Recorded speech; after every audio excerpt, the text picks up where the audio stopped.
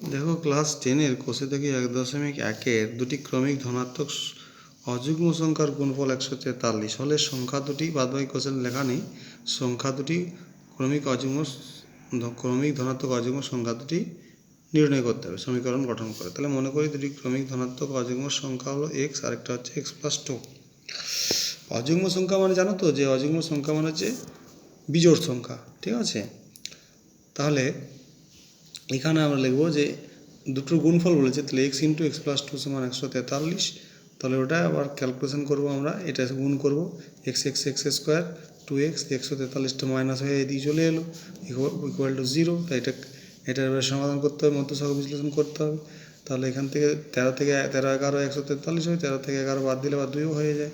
এভাবে আমরা মধ্যসহগ বিশ্লেষণ করে সমাধান করে আমরা পাচ্ছি x+13 আর এটা হচ্ছে x-13। তাহলে অতএব x+13 = 0, তাহলে x = -13। আরেকটা অথবা x-11 = 0, অতএব x = 11। তাহলে যেহেতু এখানে বলেছে যে ক্রমিক ধনাত্মক, তা ধনাত্মক হলে আমরা ঋণাত্মক সংখ্যা নিশ্চয়ই নেব না, তাহলে এটা হবে না, তাহলে 11 হবে। তাহলে দুটি ক্রমিক ধনাত্মক অযুগ্ম সংখ্যাগুলি হলো একটা x = 11 মানে, আর একটা x+2 মানে x এর মান 11 = 11 + 2 = 13। অতএব সংখ্যা দুটি হলো 11 ও 13, এই দুটোই অ্যান্সার।